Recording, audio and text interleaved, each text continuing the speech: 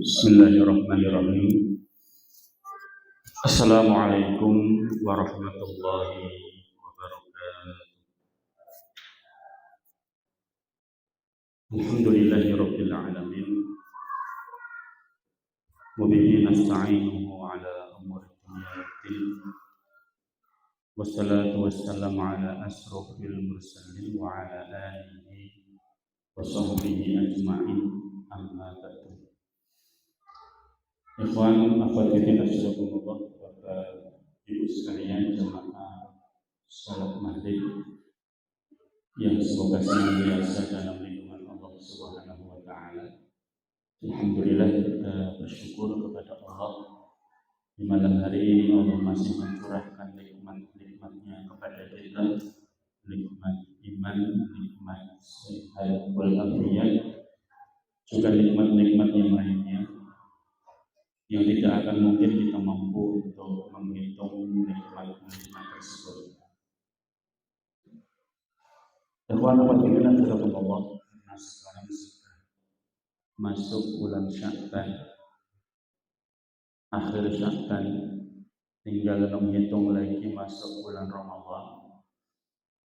Maka materi kita yang biasanya fikih dari awal yaitu thaharah, sementara kita pendek dan kita masuk ke fikih yang terkait dengan siang, agar kita nanti di saat melaksanakan siang di bulan Ramadan ini diilmi berdasarkan dengan ilmu. Atau mungkin di antara kita sudah pernah mengkaji, kita murojaah kembali, mengulang kembali yang terkait dengan fikih siam, terutama siam Ramadan. Yang pertama adalah kita bahas ta'rif siam, pengertian daripada siam. Yang dimaksud dengan siam, saum, itu secara bahasa itu artinya imsak, menahan diri. Jadi perbuatannya itu menahan diri, bukan makan, bukan minum, bukan berjalan, itu kan semua perbuatan. Tapi ini sekedar menahan diri. Menahan diri dari apa? Al-imsak binniyatit ta'abbud, menahan diri dengan niat ibadah. Menahan diri dengan niat ibadah. Menahan diri dari apa? Minal akli wa syurbi wa syahawati.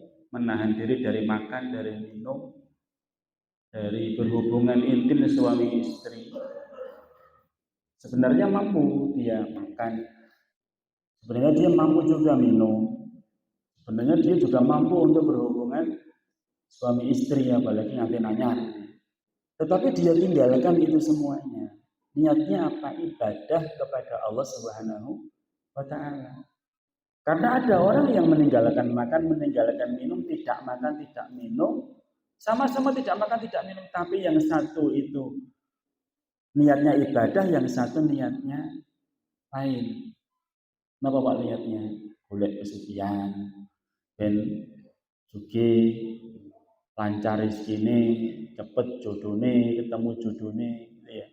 Itu mereka juga ada yang berpuasa, ada puasa rawat, puasa mutih. Puasa mutih mangan sing putih-putih tok. Napa, Pak? Hah? Beras.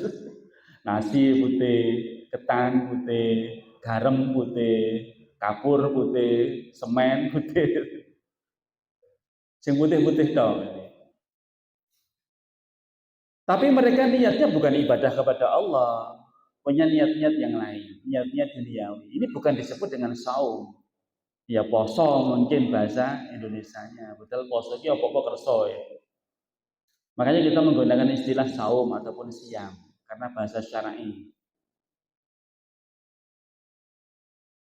Dan segala hal yang membatalkan puasa, menahan diri dari makan minum, hubungan suami istri, dan segala hal yang membatalkan puasa. Gak makan, gak minum, juga tidak hubungan suami istri, tapi mungkin infus. Ya. Infus itu membatalkan puasa. Kenapa? Isinya sari-sari makanan. Suntik yang bukan obat, suntik yang isinya itu vitamin, suplemen, penguat, ataupun nahan lapar itu juga membatalkan puasa. Ya. Atau hal-hal yang lain yang nanti ada pembahasan khusus yaitu membatalkan ya hal-hal yang membatalkan puasa. Min tulu'il fajri ila ghurubi syamsi. Waktunya semenjak fajar terbit sampai matahari terbenam. Fajar terbit itu ya masuk waktu subuh, dikumandangkan azan subuh. Jadi mulai puasa, mulai menahan diri imsak itu ya semenjak azan berkumandang, bukan imsak 10 menit sebelum azan. Itu masih lumayan Bapak Ibu sekalian. Imsak itu kan 10 menit sebelum azan subuh. Dengan bangun tidur, kok wis imsak ora sida sahur. 10 menit itu masih bisa untuk minum. Masih bisa untuk makan kurma 3 butir atau bahkan mungkin masak mie bisa. 10 menit jagat boten Bu. 3 menit dimasak, 2 menit nunggu ben rada adem, 3 menit lagi dimakan, 2 menit ngombe. Rampung 10 menit adzan. Nggih. Atau jenengan baru nikmat-nikmatnya makan, wah kok imsak pisan. Imsak itu bukan tanda berakhirnya makan dan minum. Okay. Istilahnya itu baru lampu kuning, belum lampu merah. Makanya kalau sedang makan, sahur enak-enak kok imsak. Tak jawab, imbu. Imsak imbu. Kenapa? Masih ada kesempatan untuk makan. 10 menit lumayan itu. Dalilnya apa? Dalilnya dalam surat Al-Baqarah disebutkan wa kulu wasrabu hatta yatabayyana lakumul khaytul abyad minal khaytil aswad minal fajr. Maka makan dan minumlah kalian sampai jelas benang putih dari benang hitam, yaitu waktu fajar. Waktu fajar itu azan berkumandang. Kalau 10 menit sebelum azan itu belum masuk waktu fajar. Dalil Al-Quran dalil hadisnya apa? Inna bilalan yu'adzinu bilailin. Rasulullah dulu itu punya 2 muadzin, Bilal sama Ibnu Umi Maktum ya buta. Kalau Bilal ini dia azannya di tengah malam, jam 2:30, jam 3. Kalau sekarang ya itu fakulu wasrobu, sekarang makan dan minumlah kalian. Saatnya makan sahur. Sampai kapan? Hatta yu'adzina Ibnu Umi Maktum. Sampai Ibnu Umi Maktum itu azan yang kedua. Maksudnya azan subuh. Kalau sudah azan subuh kamu tinggalkan. Jadi 2 dalil ini Al-Quran Sunnah ini menjadi batas ataupun pengertian bagi kita tentang batasnya makan minum itu ya sampai azan berkumandang masuk waktu subuh. Kan ada hadis katanya Rasulullah SAW itu sahurnya itu ketika membaca Al-Quran 50 ayat. Apakah itu bukan pertanda bahwa akhir sahur itu seperti itu? Memang ada hadis Rasulullah SAW bahwa biasa Rasulullah itu selesai makan sahur kemudian menuju ke azan subuh itu kurang lebih jaraknya membaca Al-Quran 50 ayat. Nah itu diperkirakan 10 menit. Itu bukan berarti waktu terakhir sahur, tetapi ini menunjukkan bahwa Rasulullah itu ketika sahur itu mepet dengan waktu subuh. Sehingga begitu selesai sahur beliau sudah persiapan untuk sholat subuh. Kurang lebih selesai sahur beliau dengan masuk waktu subuh itu baca ayat 50 ayat. Kurang lebih 10 menit. Karena sunnahnya itu takhiru sahur, mengakhirkan waktu sahur. Bukan sahur jam 1:30 wis sahur. Jam 2 wis sahur itu nanti enggak tercapai maksudnya. Apa? Kita jam 6 sudah lapar, jam 7 sudah lapar. Tapi kalau kita mepet sahurnya sebelum sholat subuh nanti insya Allah awet, ya kenyang kita sampai mungkin menjelang tengah hari. Jadi Bapak Ibu sekalian jelas bahwa yang dimaksud dengan siam puasa itu adalah al-imsak, menahan diri dari makan, minum, berhubungan suami istri dan hal-hal yang membatalkan puasa dengan niat ibadah tadi, waktunya kapan? Semenjak tulu'il fajri, matahari fajar terbit, sampai kapan matahari terbenam. Matahari terbenam itu jam berapa ya? Masing-masing daerah berbeda-beda. Di Indonesia ini jarak puasa kita alhamdulillah nggak terlalu panjang, cuma 12 sampai 13 jam. Di luar negeri ada yang sampai 15 jam, 18 jam, bahkan sampai ada yang 20 jam. Jadi habis buka, terus sholat maghrib, sholat isya, selesai langsung sahur, langsung sholat subuh, rampung ya terus tidur. Jadi malamnya pendek, siangnya panjang, begitu beratnya. Meskipun para ulama sebenarnya sudah memberikan ketentuan, kalau di negara kamu itu siangnya panjang, silahkan ikut daerah yang paling dekat, yang siangnya tidak terlalu panjang, yang mungkin 15, 16, jangan sampai 20 jam, kan sakit banget ini. Puasanya nanti 20 jam. Makanya Bapak Ibu sekalian, karena waktu sahur itu sampai matahari tenggelam, sampai masuk waktu maghrib, itu kita harus betul-betul memastikan bahwa kita berbuka itu sudah masuk waktu maghrib. Kenapa? Karena kalau kita keliru bisa batal puasa kita. Al-aslu baqa'un makana ala makana, itu aslinya siang itu ya siang, belum masuk malam. Kalau belum malam kok kamu sudah puasa ya, kamu sudah buka puasa. Makanya dulu zaman masih kecil saya, kalau azan itu kan belum ada televisi. Kalau toh ada itu masih jarang. Itu azan maghrib untuk berbuka itu mesti nunggu azannya ABC, radio ABC. Itu yang paling Yang paling akurat. Radio Suara Gerhak, enggak RRI, enggak JPI, apalagi. Sekarang nggak tahu masih ada enggak itu radio itu. Patokannya itu radio ABC, Al-Irsyad, yang miliknya Al-Irsyad. Terus ABC apa dulu JPI paling gitu kan. Itu RRI ya. Nunggu sampai ABC mengumandangkan azan, ya, baru kita kemudian buka puasa. Karena bicara Allah, syarat puasa, syarat itu dikerjakan sebelum kita melaksanakan perbuatan puasa, mengamalkan puasa ini. Satu, syarat puasa bagi seorang muslim adalah berakal dan baligh. Berakal dan baligh. Jadi orang yang berpuasa itu harus orang yang berakal. Wong edan nggak punya kewajiban untuk berpuasa.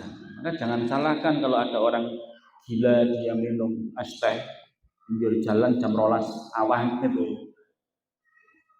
Jangan salahkan. Atau mungkin makan soto sekalian, mungkin jam 1 kok makan soto, makan siang itu sopo. Itu ada coba kemungkinan, Mbak. Satu, dia mungkin sakit. Sakit itu bisa jadi sakit tubuhnya. Orang sakit kan boleh untuk berbuka. Atau mungkin dia haid nifas. Wong lanang kok haid nifas, enggak mungkin loh. Berarti kemungkinan sakit. Kalau enggak sakit tubuhnya, ya sakit jiwanya. Berarti edan gitu ya. Kalau dia enggak puasa di siang hari bulan Ramadan. Atau musafir, nanti musafir boleh untuk berbuka juga. Kalau laki-laki itu ya kemungkinan kalau dia nggak puasa, ya kalau nggak musafir, masih anak kecil belum baligh, kemudian dia itu gila. Kalau orang bukan musafir, sudah gede juga dia tidak gila, kok dia tetap tidak berpuasa, ya nanti ada ancaman dari Allah Subhanahu wa taala lewat lisan Rasulullah sallallahu alaihi wasallam. Rasulullah bersabda, "Rufi'al qalam an salasatin." Diangkat pena, maksudnya amal kita tidak akan ditulis oleh malaikat. Dari siapa? Anil majnuni hatta yufiqa. Dari orang gila sampai dia sadar. Orang gila itu tidak dianggap berdosa kalau dia berbuat maksiat, karena akalnya nggak berfungsi. Kalau dia meninggalkan sholat, ya dia nggak berdosa. Dia meninggalkan puasa sih sudah tidak berdosa, karena akalnya sudah hilang. Wa 'anil naimi hatta yastayqidha. dan dari orang yang tidur sampai dia bangun. Orang tidur itu tidak punya kewajiban juga untuk sholat. Maka begitu dia terbangun, sholat yang dia tinggalkan segera dikerjakan saat itu juga. Kalau tertidur loh, bukan sengaja tidur kemudian ya dibangunkan, nggak mau. Wa anis sobi hatta yahtalima, dan dari anak kecil sampai dia balik. Anak kecil itu rufi al-qalam, malaikat nggak nulis, pena diangkat. Dah cilik maling gitu kan, masih kecil, yang disalahkan bukan anaknya, orang tuanya. Wong edan orang kelambi mlaku-mlaku nang dalan, ya aja salah ki wong edan kok. Mestinya yang normal segera ngambil baju, pegang, dipakein baju. Karena dia memang tidak sadar. Begitu juga orang yang tertidur tadi. Orang tertidur jangan disalahkan, dia sedang tidur kemudian terus melindur, melaku-melaku ngeplaki wong turu meneh gitu ya. Kalau dia nggak sadar, nggak boleh disalahkan. Itu nanti tidak terkena hukuman dalam Islam itu. Jika seorang wanita, maka disyariatkan dalam keadaan suci dari haid dan nifas. Syaratnya itu harus dalam keadaan suci. Kalau dia sedang puasa, bukanya jam 5:30, jam 5:15 kok terus haid, menstruasi, ya sudah, batal. Lah Ustaz masuk kurang 1/4 jam buat diskon. Enggak bisa. Jadi nanti dia harus ganti selain bulan Ramadan dari kapan? Ya dari awal. Orang terus, ya aku tak ganti besok jam 5 mulai ini. Ya iso. Sebagaimana sholat ya, batalnya dia pas tahiyatul awal, tahiyat awal, ya nggak boleh terus wudhu baru langsung tahiyat awal melanjutkan, nggak bisa. Ya dari awalnya kita takbiratul ihram, kecuali tawaf. Dengan tawaf Ka'bah sampai putaran keempat kok batal. Dengan wudhu dilanjutkan, sisanya 3 kali putaran lagi boleh. Satu-satunya cuma itu, tawaf saja. Yang lain kalau batal diawali dari awal. Ya, sholat dari awal. Puasa juga dari awal. Jadi syarat puasa muslim berakal, baligh, kemudian dia suci dari haid dan nifas. Muslim lebih utama, kalau selain muslim tidak dianggap tuh puasa, siam. Kemudian musafir. Faman kana minkum marimun aw 'ala safarin fa'iddatun min ayyamin ukhra. Maka barang siapa di antara kalian sakit atau dalam perjalanan lalu berbuka, maka wajib mengganti sebanyak hari yang dia tinggalkan pada hari-hari yang lain. Ya, Ustaz, saya mau berangkat ke Kalimantan. Perjalanannya 2 jam pesawat, terus perjalanan darat, sampai memakan waktu 3 jam. Karena Solo, Jogja Pak, sekarang di Kulon Progo itu bandara itu 2 jam lebih ya Pak, sampai 3 jaman mungkin. Terus nunggu dulu 1 jam, kemudian setelah itu naik pesawatnya 2 jam, perjalanan ke tempat 1 jam, itu kan hampir setengah hari. Boleh nggak kita berbuka? Jelas boleh, karena sini Kalimantan itu berapa ratus kilometer. Ya, para ulama menyebutkan jika perjalanannya itu adalah masafatul qasr, perjalanan jauh yang boleh dikosor, maka dia boleh berbuka. Para ulama mazhab menyebutkan jaraknya itu adalah kurang lebih 85 km. Dengan perjalanan 85 km boleh berbuka. Di situ disebutkan 48 mil ya, 80 mil itu kurang lebih 80 km. Nah, sini Jogja berapa kilo, Pak? Sudah 80 kilo dan belum? Belum ya, baru 60-an. Sini Semarang bisa buka. Sini Jakarta 450 sampai 500 kilo. Boleh berbuka. Loh, kalau kita dalam keadaan safar tidak merasakan lelah, nggak merasakan lapar, boleh nggak kita berpuasa? Boleh. Ya, aku daripada sumben kon nyaur, semua lah. Aku kuat kok puasa kok. Boleh. Jadi, karena Rasulullah SAW dahulu bersama dengan para sahabat mengadakan safar di waktu bulan Ramadan, itu ada sebagian sahabat yang berbuka, ada sebagian sahabat yang tetap puasa. Rasulullah membenarkan dua-duanya.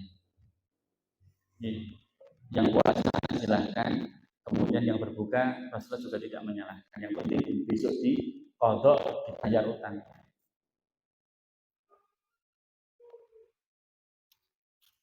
Itu musafir ya.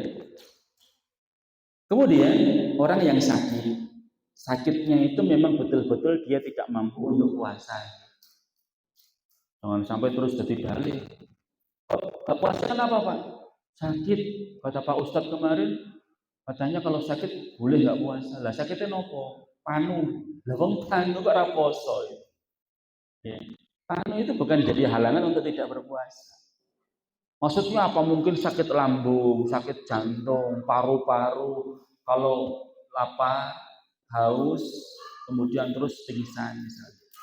Betul-betul tidak mampu. Tapi kalau kemudian justru puasa semakin sehat, aku meskipun kena mah asam lambung, tapi alhamdulillah nek puasa malah sembuh, malah nyaman. Ya monggo alhamdulillah.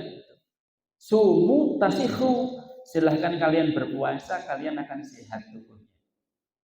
Maka boleh untuk berpuasa. Tapi kalau memang tidak mampu, ya kemudian kita boleh untuk berbuka. Orang yang sepuh lanjut usia, rakhasa syaikhul kabiru ayyud'im an kulli yawmin miskinan wa laqad alaihi. Ibnu Abbas menyebutkan bahwa seorang yang sudah sepuh, mbah-mbah umur 80 tahun, mungkin 90 tahun, sudah tidak mampu lagi untuk puasa, maka dia boleh untuk berbuka. Ya, boleh untuk tidak berpuasa. Tetapi dia harus membayar fidyah, 1 hari memberikan makan kepada 1 orang miskin. Sahur buka, sahur buka. Misalnya sahurnya itu 10.000, bukanya 10.000 ya. 20.000 ya. Makan Padang kan sekarang banyak 10.000 itu. Tapi kalau mungkin bisa lebih 15.000 berarti 30.000. Ya, nggak puasa 13.000 bayar 30.000. Tapi bukan dalam bentuk uang. Fidyah itu dalam bentuk makanan siap makan, siap saji. Meskipun ada yang berpendapat bentuknya itu makanan pokok, termasuk beras. Lah para ulama menyebutkan beras itu ukurannya 1,5 kilo. Saniki beras pinten Bu sekilo Bu? 15. Berarti ini 1,5 pinten? 20 lebih 20. Yes, 25-an misalnya. 25.000. Berikan 1,5 kilo kemudian terus diberikan. Tapi lebih bagusnya sudah siap untuk dimakan. Tinggal sahur, tinggal buka. Bagi mbah-mbah kasepuhan sing sudah nggak mampu lagi untuk berpuasa. Kemudian ibu hamil dan menyusui. Ini para ulama berbeda pendapat. Ada yang mengatakan mereka qadha saja. Ada yang mengatakan qadha dan fidyah. Tapi ada juga yang berpendapat fidyah saja. Masing-masing punya dalil. Ya, tetapi para ulama merajihkan yang qadha itu nyaur utang. Kalau dia mampu hamil menyusui, dia mampu di bulan yang akan datang itu, bulan Syawal, Dzulqa'dah, Dzulhijjah, itu dia mampu untuk mengqadha, ya mengqadha. Ya. Tapi kalau dia ternyata setiap tahun itu mesti kalau enggak hamil menyusui, hamil meneh menyusui meneh, hamil menyusui meneh ya. Antara ulama mengatakan kalau betul-betul tidak mampu untuk puasa ya fidyah. Tapi kalau dia mampu, lebih utama itu bayar hutang atau puasa di lain waktu selain bulan Ramadan untuk ibu hamil dan menyusui. Kemudian Bapak Ibu sekalian, ini ada catatan. Kalau ternyata punya hutang puasa, kok sampai Ramadan berikutnya belum selesai dalam nyaur utangnya, tahun kemarin itu punya hutang 3 hari atau mungkin 5 hari, rong rampung, sabane wis entek. Itu para ulama menyebutkan bahwa dia kena denda. Dendanya apa? Tetap di tahun yang akan datang dia harus tetap bayar hutang ditambah bayar fidyah. Ya. Tambah bayar fidyah. Kenapa? Sampai setahun loh kok ya sempat-sempatnya untuk membayar. Makanya tambah lagi fidyah. Bukan berarti kemudian terus dianggap lunas, terus dibersihkan, free, wis sudah enggak.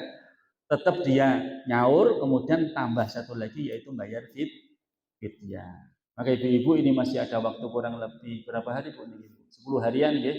Masih ada kesempatan yang mungkin punya hutang puasa 2-3 hari dan gage-gage di sahur. Tidak usah malu.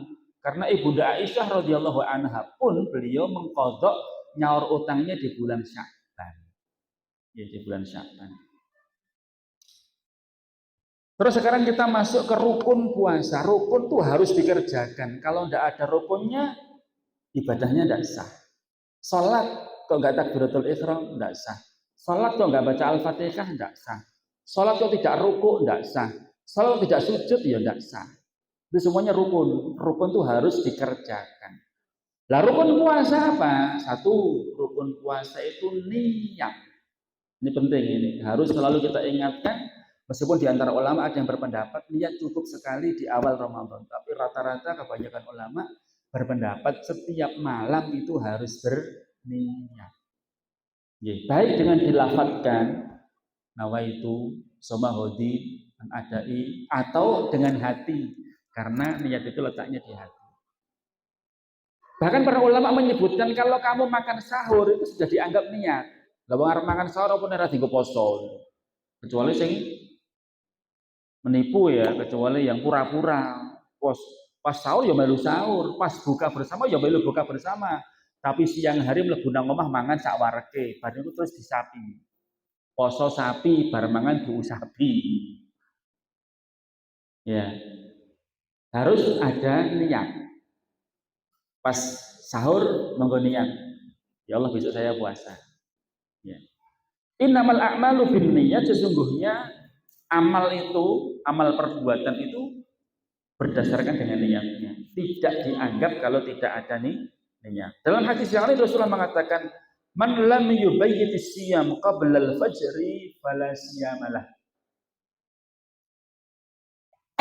Barang siapa yang belum atau tidak berniat untuk puasa di malam hari sebelum masuk waktu fajar, maka tidak ada puasa baginya. Maksudnya puasanya tidak sah.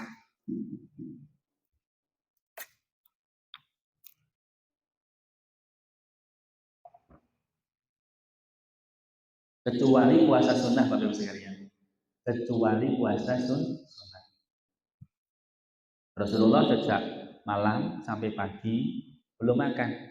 Habis pulang dari masjid mungkin habis zikir, kemudian pulang ke rumah nanya, "Dik, ada aman enggak? Ada sarapan enggak?" Boten gadah niku Rasulullah. Kan bisa go boten gadah dereng masak. Wong beras orang duwe gitu. Maka Rasulullah mengatakan, "Idzan ana shaim." Ya kalau gitu tak poso wae lah. Itu puasanya niatnya ketika kapan? Ketika tidak ada makan. Pagi hari sudah masuk waktu fajar, matahari sudah meninggi. Nah, nek puasa sunnah itu boleh untuk niatnya itu di siang hari, di pagi hari, setelah fajar. Ya, pertama tadi belum niat lah, karena duwe pangan ya wis lah, daripada podo-podo ngelah ya wis puasa wae. Nah, di pondok kami itu Pak Bu, hari Senin Kamis itu memang nggak ada makan siang. Biar apa? Biar mereka itu puasa. Tapi ya jenenge wong beling itu ya wis setelah dimasak ke siang ya tetap raposo. Akhirnya makan di luar, beli di luar. Nyuri-nyuri waktu kemudian beli di luar, makan di luar. Nah, padahal pondok itu nggak masakkan siang itu biar kalian puasa. Sering katanya, "Lo podo wae lo kamu itu. Makan nggak makan juga dimasakkan itu. Oh, nggak usah makan, diniatkan puasa." Lah wong kamu nggak puasa juga nggak makan siang gitu kan. Malah ngirit kan orang jajan-jajan terus gitu. Tapi jenenge bocah ya jenenge meskipun sudah setingkat Mahat Ali tapi tetap saja mereka ra kuat aku nek poso sunah itu Pak Ustaz nek wis ngelah terus ngeluh nek wis ngeluh ra iso sinau ya semoga nek betul-betul seperti itu. Tapi kalau kamu masih muda itu mestinya itu banyak puasa karena Rasulullah mengatakan ya ma'syaras syabab man istata'a minkumul ba'ah falyatazawwaj. Wahai para pemuda, kalau kalian mampu segera menikah. Fa ilam yastati, Kalau kamu belum mampu, fa'alaihi bisawm, perbanyak puasa. Karena sebagai wijak, karena sebagai benteng, cah enom ora gelem poso gitu kan. Nafsunya besar itu bahaya. Karena itu sebagai bentengnya seorang pemuda itu ya dia harus banyak puasa. Rukun puasa yang pertama niat, yang kedua imsak. Imsak itu menahan diri. Ya, makanya di dalam sebuah hadis disebutkan apa keistimewaan puasa itu dibanding dengan ibadah-ibadah yang lain. Mereka meninggalkan makan, meninggalkan minum, meninggalkan tidak hubungan suami istri min ajli karena Allah Subhanahu wa taala. Jadi puasa itu hubungan dia dengan Allah. Yang tahu hanya Allah Subhanahu wa taala. Dia bisa saja menipu orang, dia bisa saja berdusta, dia bisa saja ngapusi. Aku poso karena sih ngerti itu, ketok lemes gitu. Padahal siang hari makan, mampir nang warung ngombe teh, es teh. Yang tahu hanya dia dengan Allah Subhanahu wa taala. Makanya puasa itu mengajarkan kepada kita, melatih kita untuk bersikap muraqabah, selalu merasa diawasin oleh Allah Subhanahu wa taala. Wong pangan pirang-pirang lho niku. Siap dimakan, warung yuk dibuka lebar-lebar, terutama di Indonesia, di Jawa ini. Beda dengan Padang, Pak, Madura. Itu ceritanya kakak ipar saya itu. Kaget saya di Jawa. Bulan Ramadan kuwabe dibuka warung-warung makan biasa banget. Kami di Padang itu masih nuansa Islaminya masih kelihatan betul. Gak boleh itu warung-warung makan itu buka di siang hari. Kalau toh terpaksa harus menutup tirai, gak boleh kelihatan orang. Jaganya mungkin ada musafir, ibu-ibu yang haid nifas, mungkin ibu hamil menyusui, pengen makan siang, silahkan beli di situ. Tapi selain itu tidak boleh. Mungkin ada wong edan barang sing arep mangan itu kan. Mungkin anak kecil yang sakit itu tidak apa-apa. Makanya kalau ada pertanyaan, Pak Ustaz, memang nggak boleh toh buka warung makan di siang hari? Ya boleh saja, tapi jangan tulisin di situ warung ini buka hanya untuk wanita hamil menyusui, haid nifas, kemudian anak kecil, orang-orang yang sakit, terakhir wong edan. Itu harus gitu. Kalau nggak boleh itu. Kamu tidak menghormatin kami yang mayoritas puasa. Kalau jangan justru hormatin kami dong yang tidak puasa. Kualik kuwi. Masa yang mayoritas suruh menghormati yang minoritas gitu. Kamu yang minoritas itu tolong hormatin kami, ini bulan Ramadan 1 bulan. Ya, kalau toh terpaksa ya ditutup. Jangan terang-terangan seperti itu. Nantang toh kamu toh. Gitu. Dapatkan murka dari Allah Subhanahu wa taala. Jadi orang yang berpuasa itu imsak, menahan diri. Sebenarnya dia mampu gitu kan. Untuk makan, minum, untuk hubungan suami istri. Ya, tapi dia tinggalkan karena Allah Subhanahu wa taala. Beda dengan yang lain, Pak. Syahadat harus disaksikan. Mungkin dia akan riak. Dia mungkin niatnya itu bukan lillahi ta'ala. Aku pura-pura masuk Islam, benoleh zakat fitrah, benoleh nanti dapat kurban, nanti setiap ada pembagian apa dari kaum muslimin dapatkan bagian. Pada zaman Rasulullah juga seperti itu, orang-orang munafik itu mereka pura-pura sholat, bahkan pura-pura jihad gitu. Biar apa? Terjaga hartanya, terjaga jiwanya. Ya, sholat mungkin juga bisa pura-pura. Ya. Sholat itu kalau sholat wajib ya kan harus di masjid kan, masjid. Sangat mungkin sekali nanti dia akan riak. Lu si fulan kok nggak sholat? Di mana? Ketahuan. Dia sholat kemudian di soft paling depan di belakang imam akan riak, akan sombong. Siapa saya kok itu? Ya, begitu juga infak sedekah bisa riak. Haji umroh juga sangat mungkin sekali bisa riak. Tapi kalau puasa itu tidak ada kesempatan. Dia mau nipu, itu urusan dia dengan Allah Subhanahu wa taala. Ya.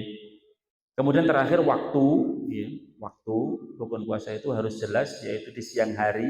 Gak boleh puasa malam hari. Aku tak poso nih, bar maghrib tekan fajar, ya penak man, tinggal turu tok. Makanya waktunya itu harus jelas, yaitu di siang hari. Kalau tidak siang maka tidak sah puasanya. Ya demikian Bapak Ibu sekalian, sebenarnya masih panjang tentang masalah fikih siang kalau kita mau kaji, tetapi karena waktunya sudah masuk waktu Isya, kita cukupkan sekian. Semoga ilmu yang kita kaji hari ini, malam ini bisa sebagai bekal bagi kita nanti untuk melaksanakan siang Ramadan yang sebentar lagi akan kita jalani.